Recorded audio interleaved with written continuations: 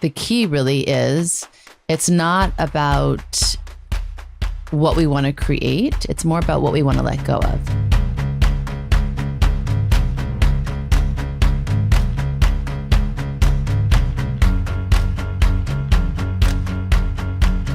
Hello and welcome to Spiritually Hungry, our first episode in 2026. Yes, very exciting. And I think what we're hoping to do today is give a few teachings, some consciousness on how to make this year the most powerful year for each one of our listeners and for ourselves as well. So let's start with, what percentage of people do you think make a New Year's resolution? It's very high. 80%? No. Oh, it's very low? Tell me. Well, I don't, but tell me. 40%. 40%. I thought it would be higher. Yes, me too. Me, clearly. Well, you make resolutions every year, but usually in September. Yeah. But I also think it's a good time to rethink. Rethink. It's a good moment in time. I try to rethink more often than that. Yeah, me too. But I think it's a good checkpoint because it's kind of halfway through to the rest of the year. Or all the way. And then, did you know that there's something called Quitter's Day? No, I didn't know that. Yes, that is a day that occurs basically 2 weeks after the new year, where people quit their resolution. Studies show 80% of resolutions fail and 9 to 10% still stick to it long term, which I think is interesting. That I knew. I know most people don't stick to their New Year's resolutions. But that's why I think what we're hoping to share today is, I would say, for me, for what I'd like to share, a shift of consciousness. I think unless you think differently, it'll be very difficult to be living or acting differently. Yeah, I'm curious. We didn't talk about where we were going to go, so I'm curious about this episode. But I just wanted to start with that information because I think a lot of times people criticize themselves and they're a failure and how come. And the truth is, everybody's a failure. There's Quitter's Day. Just remember that. So we're taught that if we push harder, we bulldoze through challenges, and sometimes bulldoze through other people, then things will be different or we can achieve what we want.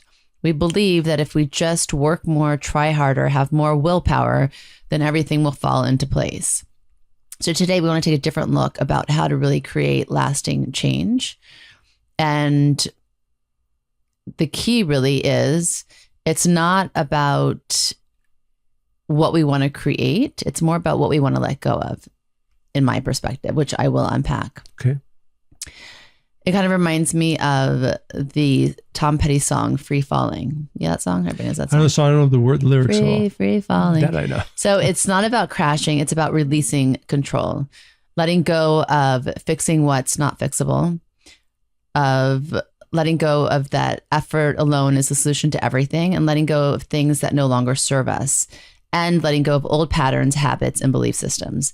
So I think, again, we tend to, when we want to create change, we think about all the things that we want. We want to do better. We want to add these things to our lives. We want to create these new things, these other things. But the truth is, unless we let go of a lot of things that aren't working for us, it's going to be much harder to achieve and attain those things.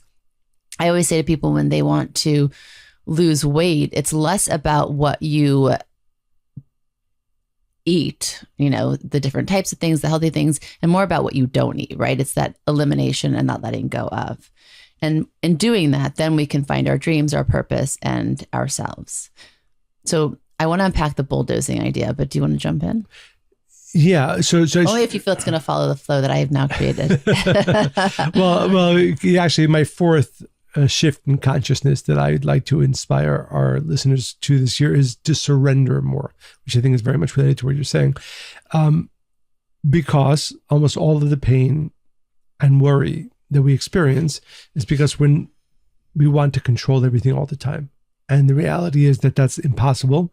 And spiritually speaking, I think that knowing that what is happening to me and around me is whether, I often think about it, a lot of our stress or comes from, other people or even family members.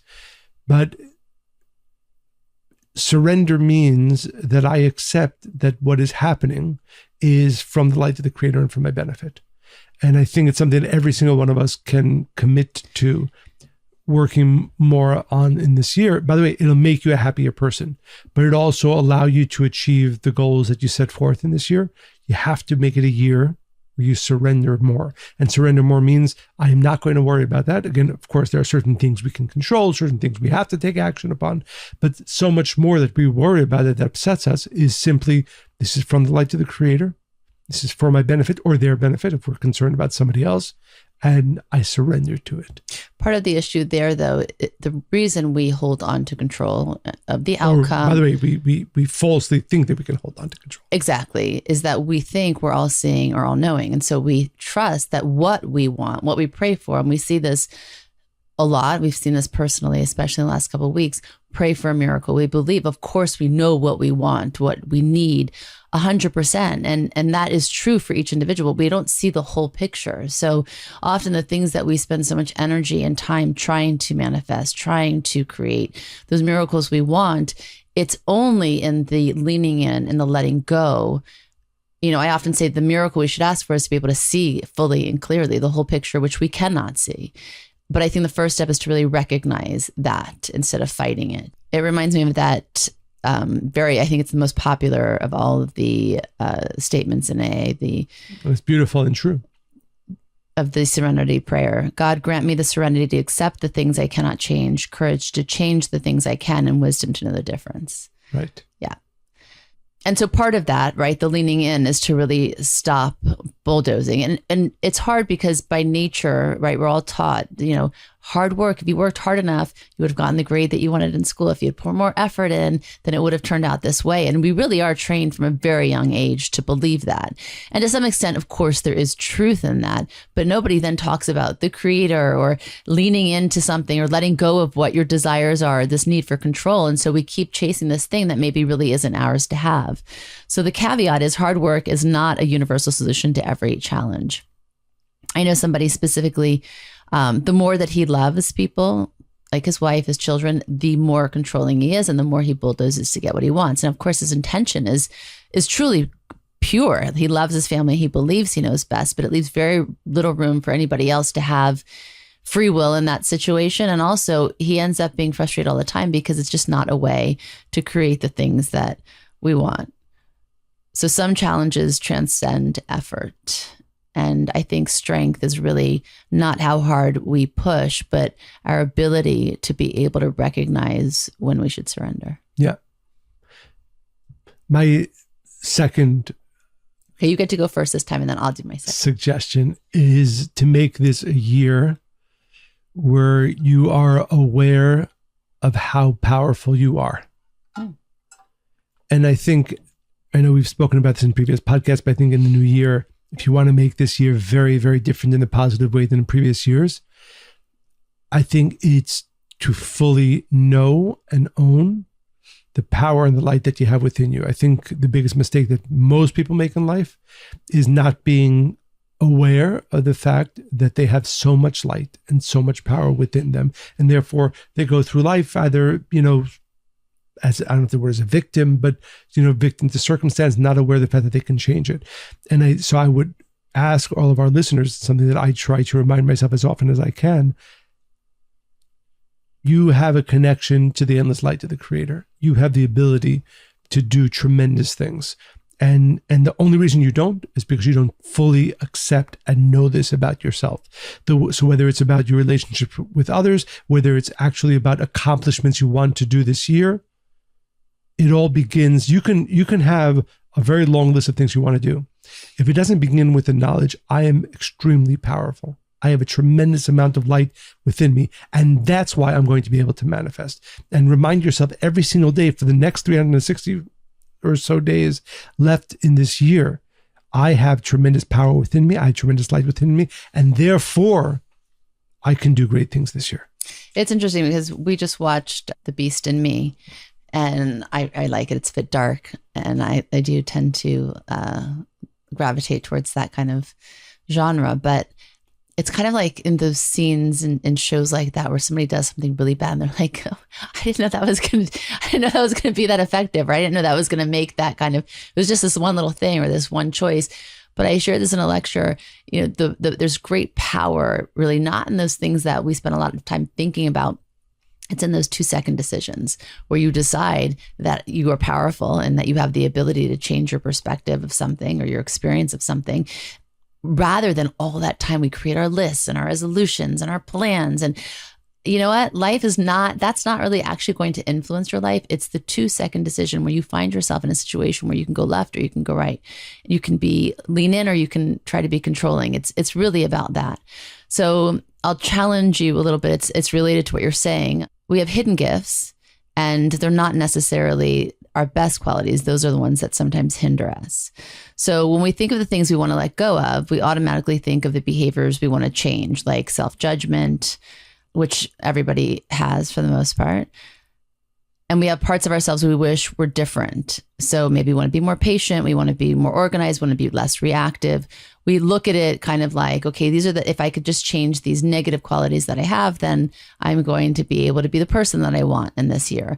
But that's not really what it's about. What I've learned through my years of experience with myself, even my own approach to my hopeful evolution, is that it's not our weaknesses that hold us back most, but it's our unintended consequences of our strengths. So let's say that we have a trait that we're most proud of and it actually keeps us stuck. For instance, the fixer, which I think by nature I still kind of am. What if the fixer becomes the controller, or the strong never asks for help, or the disciplined one is inflexible, or the giver forgets how to receive, right? I think we can all find ourselves in that kind of situation. We divide ourselves into 2 categories, the strengths that need to be celebrated and the weaknesses that we need to fix. But what if that distinction is an illusion, right? So if, for instance, our weakness could be actually an undiscovered strength. So too sensitive can speak to the capacity to be emotionally deep. For a while, I was considered to be too sensitive, and it bothered me because but I was too sensitive, I think, to myself.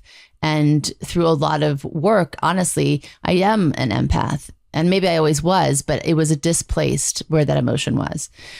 Being too intense means you're passionate. So in any positive, it could be something that holds you back. And in any negative trait you have, it could actually be something, if you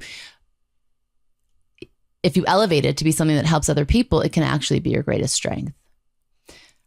So I think in this year, that's something to look forward to and to kind of consider, that when we judge part of ourselves, we fragment our wholeness. Like so many times people come to me and they say, I've worked so hard. I've been studying spirituality for so long and I can't change these things about myself, but I am better, but they're still beating themselves up. They still don't love themselves. They still have self-hatred, self-judgment. And I always say that all the beautiful things that you want to invite into your life cannot go anywhere if you still hate yourself. You have to learn to love yourself, especially the parts you don't like completely, to then allow for change to really occur. Beautiful. And again, like you said, and find those things that you find the blessing in, those things that you don't like about yourself. Because we spend a lot of time beating ourselves up. And if you could just change the narrative, how can I take my nature that's too sensitive? Everybody's like, oh, you're too sensitive, to be somebody who's really, really deeply emotionally caring for other people. And it isn't that hard of a switch once you just reframe it and then you take steps to work on it. Yeah, beautiful. I would add to that, and this was one of my... like stubborn people, right? Nobody likes a stubborn person and say what you want about them. But even somebody who's stubborn, the perseverance, you can never question their commitment. Exactly. And it's such a powerful thing. And I think so many times people point out our bad flaws, and we do it to ourselves and other people do it to us. Yeah, we all have bad flaws. And instead of like saying, oh, the good flaws, like they're this or that, there's also a negative to that, because that's where ego likes to come in. So I just think this is like such a powerful exercise for each person to do, right? Your qualities that you love about yourself in one side, right? The ones that you really don't like and people have told you they don't like, and then see how your positive can work against you, and see how your negative qualities can actually be changed to something that really makes you an even better human for yourself and for others. Beautiful. So, and related to that, I would say on what I had on my list. Is this a different number? Yes, for me, this is number 3, is to remind yourself that you have support. I think this is one of the, I see them in order, but knowing, surrendering in a positive way means what you are meant to accomplish in this year is much greater than you can even think. But not if you're completely depending on yourself. What we call the light of the Creator, that force is there to support you in all the important and great things you're meant to do. For example, I think those of us who have children, right? We want to be great parents this year. Maybe we want to shift in some ways how we parent our kids. If it's just up to you and to your strength, power, even if you do accept and know that you have tremendous power inside, that's one level. To take that even to the next level is the understanding that in all the positive things that I'm going to try to do this year, the light of the Creator is there to support me. And me, with my greatness, coupled with the tremendous support that I have from the Creator, I can do things that I can't even begin to imagine. And the reason this consciousness is so important is because unless you're aware of it, it doesn't come to support you. It is literally the amount of support that you know you have from the Creator to do important things and to do great things this year is the amount of support that you're going to receive. So what if somebody doesn't have that? They don't have that lifeline yet. They can't hear that. So fake it. So wake up tomorrow morning and remind yourself of everything we spoke about until now and say, and I know that I have the support of the light of the Creator to do this today. And in the middle of the day when things become overwhelming or you're trying to do something important, say, I know I have the light of the Creator to support me in accomplishing this. And you'll see the more conscious you are of that support from the light of the Creator to do important things, the more that support will manifest for you. Okay, let's define important things. Anything worth doing. For each person individually. Relationships, work, spiritual development, taking care of others, everything that's worth doing. Right? Except obviously we don't mean selfish things, hurtful things, but everything worth doing is meant to be that much greater because of the support of the light of the Creator. Yeah, it's interesting because this new year feels like it's already, for me, been like we're ready to go into the new year again. I feel like I've had a year within like the last week. And a lot of the people reaching out for help are really, they're seeing their garbage like more than ever. It's like in their face. And the reaction that's automatic is to push it away and say, well, why is all of this happening? Or why am I seeing these things if I'm a spiritual person? Right. And then they kind of just stay in that loop and nothing really changes from there. But we're suggesting is this can really be like, don't take the baggage from the past year into this new year. Don't bring that along for the ride. That can all stay in the past. And I think part of also looking at the past year is to look at all the gifts that happened in the past year, because the way that it's set up with resolutions, it's like all the things you want to be better, all the things that you want to change. I think it's so important to have appreciation and acknowledge, the new friendships you made, the new romances you had, the epiphanies that came for you, the inspiration, just health, right? All that you were able to experience in your past year, so that when you go forward in this, you bring that with you, but you don't bring any of the other stuff. Like just complete surrender really looks like a clean slate. Yeah, absolutely. And the fourth one that I had, which again, a shift of consciousness or strengthening of consciousness to make this year the most powerful that it can be, is to commit to having a positive effect on others. I think that's a big one. I think that actually out of everything that we've talked about, that's probably the most important because it's the one that's usually at the bottom of the list. Right. So I would divide this into two groups. There's the people who you feel you have to take care of, right? So it could be your wife, your husband, your children, your closest friends. Well, that you want to take care of. Well, yeah. To some level. Someone. You're emotionally attached to that. And I would add one person, 5 people outside of that circle. Because, and the reason this is so important, in order to draw blessings, you have to behave like the Creator. Right? And what do we know about the light of the Creator? It says, one of the quotes, it says, His mercy is on all of His creations. Rachamav al kol ma'asav. So when you are narrowly focused, even in your positive behavior on a small group of people, then you're limiting your own light and ability and power.